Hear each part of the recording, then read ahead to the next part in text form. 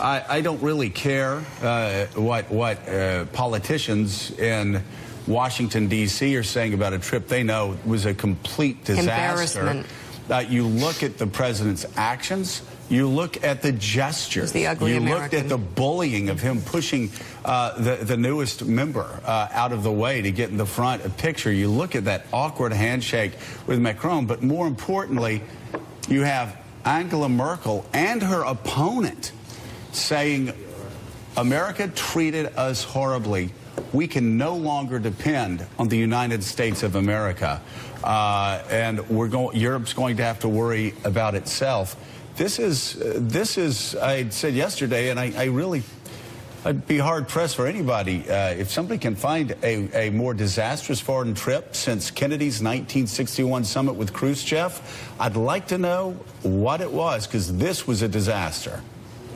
I mean, you know, the European relationship, 70-plus years of the NATO alliance, and the boorish behavior is just so extraordinary, capped by his refusal. I mean, bad enough to not explicitly say that he was committed to Article 5, to the Mutual Defense Treaty, at a commemoration for 9/11, which was the only time in history that NATO did declare Article 5 to come to the defense of the United States of America.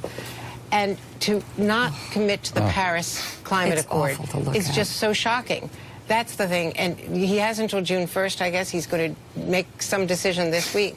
But the fact that they are wrestling with this, and we saw General Mattis saying over the weekend, well, he's taking it in, he's learned a lot.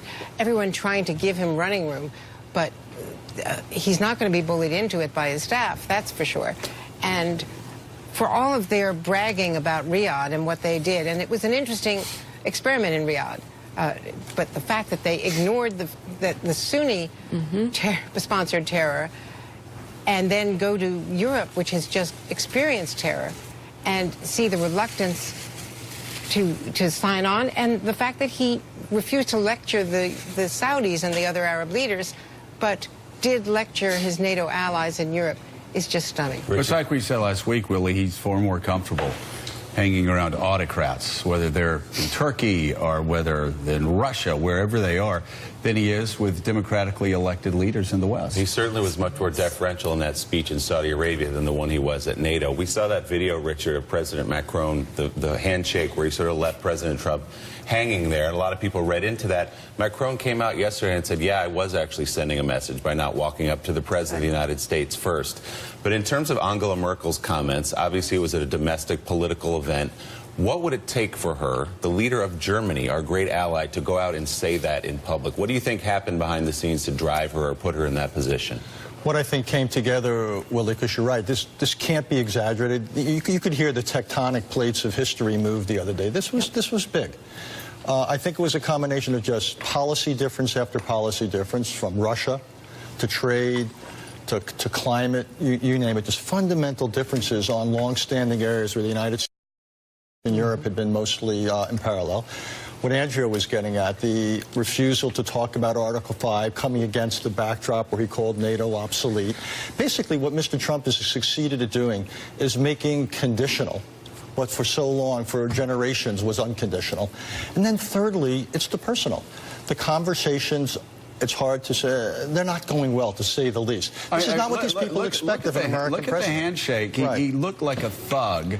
He looked like a goon. You look at the handshake. You look at this. Just what a thug!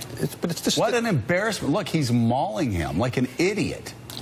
You can absolutely. Just what an embarrassment to the United States. Optics matter, and so do the actual conversations. And I think, well, if it were followed by positive conversations, you could just say that he was awkward. But for Merkel to say what she said shows they see no talent. They see absolutely nothing behind the eyes that they can work with. Again, they were so deferential. He was so deferential in Saudi Arabia. So deferential. And he was just the opposite. He was a bull in the china shop of an alliance that was first built with the blood of young Americans and people across the West by freeing the continent.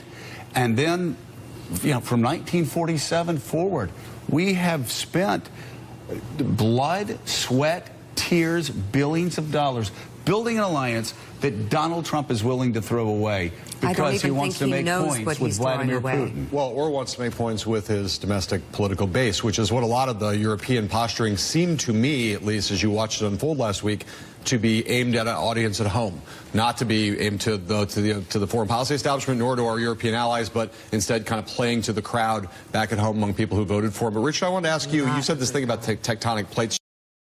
I noticed Vali Nasser, the dean of SAIS, tweeted over the weekend. I want to know if we ask you whether you think this rings true to you. He tweeted, in less than 3 months in office, Trump has managed to undo 7 decades of transatlantic relations. Does that seem exaggerated to you or on the nose? It seems basically right. Normally we think of the word legacy as something we write at the end of a presidency. Well, now we can write something of a legacy at the beginning of a presidency. That what he has done is made uncertain what was sure, what was fundamental. And in European eyes, he has essentially pushed them in a direction that for 70 years we tried to prevent, which was Germany and Europe going their own way. The whole lesson of the first half of the 20th century was the United States needed to be inextricably linked to the fate of Europe. And that if Europe was allowed to go its own way, Russia would find benefit for itself. It would pick and choose among them. Germany could be cast adrift. And